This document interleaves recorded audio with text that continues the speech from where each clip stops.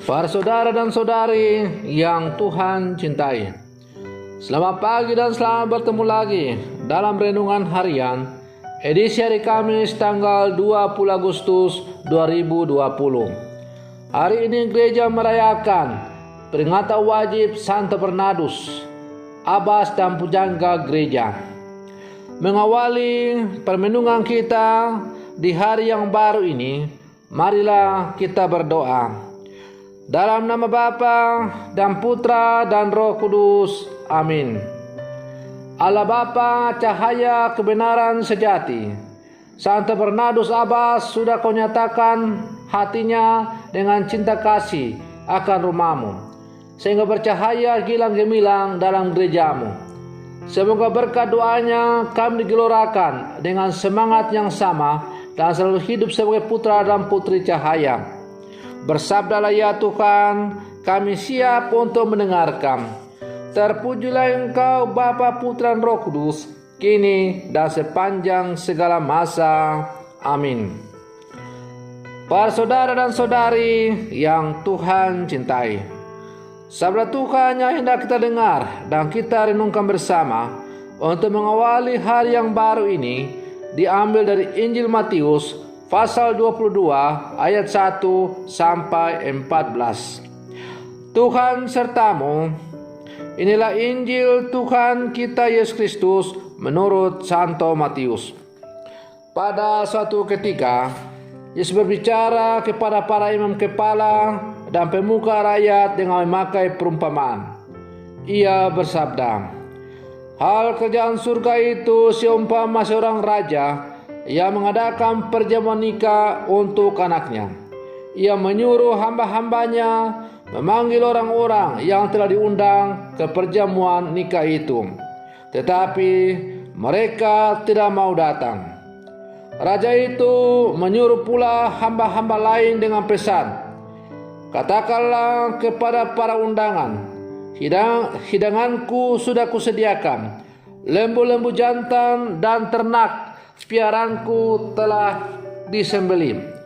Semua telah tersedia, datanglah ke perjamuan nikah ini. Tetapi para undangan itu tidak mengindahkannya.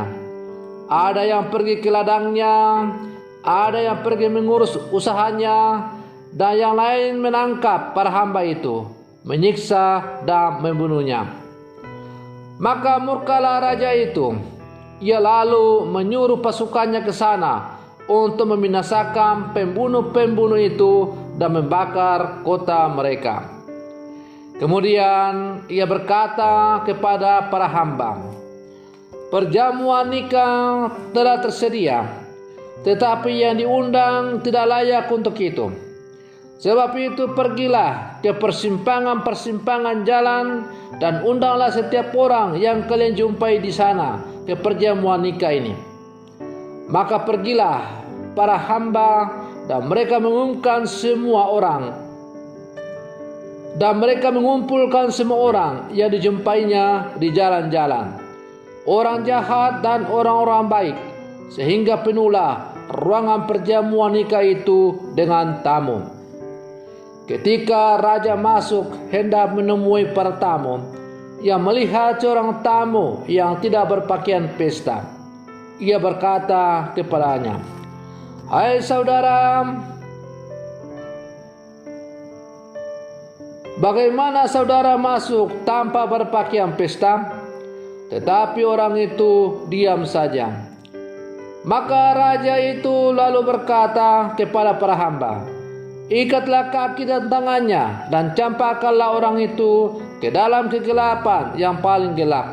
Di sana akan ada ratap dan kertas gigi. Sebab banyak yang dipanggil, tetapi sedikit yang dipilih. Demikianlah Injil Tuhan. Para saudara dan saudari yang Tuhan cintai, melalui bacaan Injil yang baru saja kita dengar bersama, untuk mengawali hari yang baru ini, kita mendengar bagaimana Yesus melukiskan kerajaan surga seperti sebuah perayaan pesta perjamuan nikah. Semua orang diundang untuk terlibat dalam perayaan penuh sukacita itu. Namun tidak semua orang menghiraukannya. Yang diundang tidak datang. Mereka masih asik dengan kesibukan mereka masing-masing. Ada pula yang datang ke tempat perjamuan, tetapi tak mempersiapkan diri dengan baik, sehingga tak layak untuk ada dalam tempat pesta. Para saudara dan saudari yang Tuhan cintai, keselamatan yang datang dari Allah pun seperti perjamuan nikah itu. Semua orang diundang untuk masuk ke dalamnya. Keselamatan yang ditawarkan Allah terbuka bagi semua orang. Namun manusia acap kali sibuk dengan urusan-urusan dunia yang menjauhkannya dari kasih Tuhan. Kesibukan inilah yang membuatnya tak mendapatkan keselamatan yang datang dari Allah. Meskipun keselamatan dari Allah terbuka bagi semua orang, dari pihak manusia dituntut partisipasi aktif. Artinya, kita perlu memastikan diri di hadapan Allah agar layak diikutsertakan dalam perjamuan surgawi. Para saudara dan saudari yang Tuhan cintai, Allah menghendaki agar kehadirannya menjadi sebuah kehadiran yang menguduskan umatnya. Untuk itu ia hendak mencurahkan rohnya dan memberi hati yang baru kepada umatnya. Suatu pemberian Allah yang luar biasa. Akan tetapi maukah kita menerimanya? Jangan-jangan kita seperti orang-orang yang menolak undangan perjamuan yang telah disediakan oleh Tuhan yang murah hati.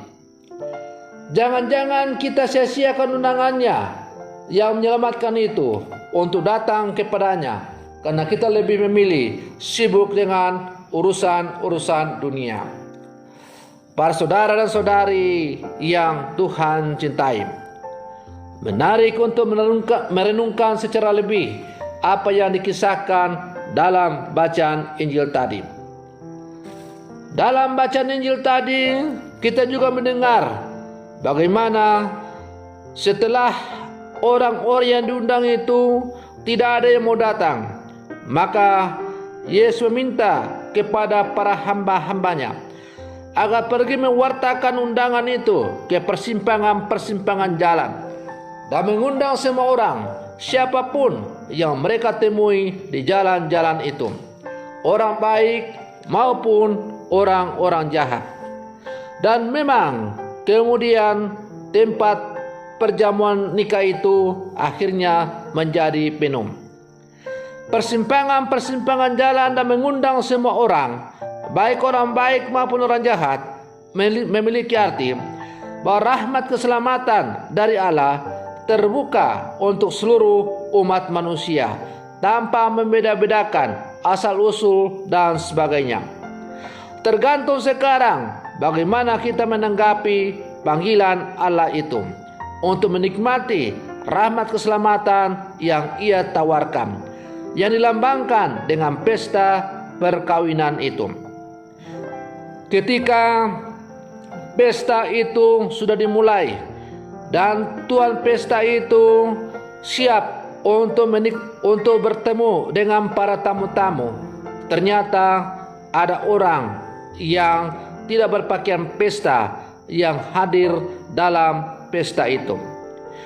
Tidak berpakaian pesta artinya tidak bertobat dalam menanggapi panggilan Allah. Perjamuan pesta itu artinya ketika tiba saatnya kita akan menikmati hidup berbahagia bersama dengan Allah. Maka supaya kita bisa menikmati hidup berbahagia bersama dengan Allah di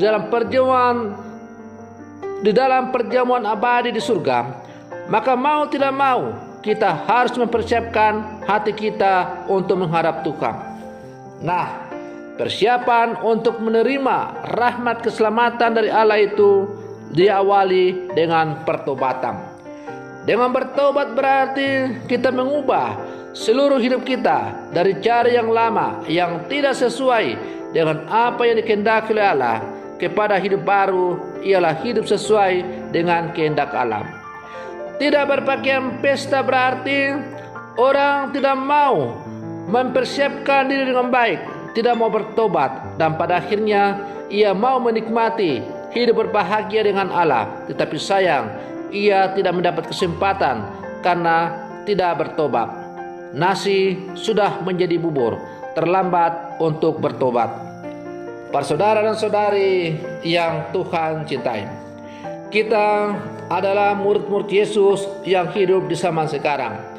Allah mengundang kita melalui putranya untuk hidup dalam kasih-Nya. Allah mengundang kita untuk hidup dalam rahmat-Nya. Allah mengundang kita untuk hidup dalam belas kasih-Nya. Pertanyaannya sekarang adalah, apakah kita mau menanggapi undangan Allah itu? Ataukah kita masa bodoh karena kita masih sibuk dengan pelbagai urusan-urusan dunia? Atau kita mengatakan, nanti dulu, masih ada kesempatan lain. Biarlah saya sibuk dulu dengan urusan saya di dunia ini. Masih ada banyak hal yang harus saya kejar. Karier, pangkat, jabatan, kekuasaan, dan lain-lain. Akan ada saatnya nanti saya bertobat, baru kemudian saya akan ikut Tuhan. Tapi sayang, apakah kita sadar bahwa apakah begitu kita yakin bahwa mungkin besok saya masih bisa hidup? Apakah kita begitu yakin bahwa 5 tahun mendatang, 10 tahun mendatang, 20 tahun mendatang kita masih hidup? Hidup dan mati kita ada di tangan Tuhan. Karena itu kita harus selalu waspada, berjaga-jaga dengan mempersiapkan seluruh diri kita supaya ketika Tuhan datang memanggil kita, kita siap untuk mempertanggungjawabkan segala sesuatu yang telah Tuhan berikan kepada kita. Dan pada akhirnya kita boleh diikutsertakan dalam perjamuan pesta perkawinan abadi anak domba di dalam rumahnya yang kudus.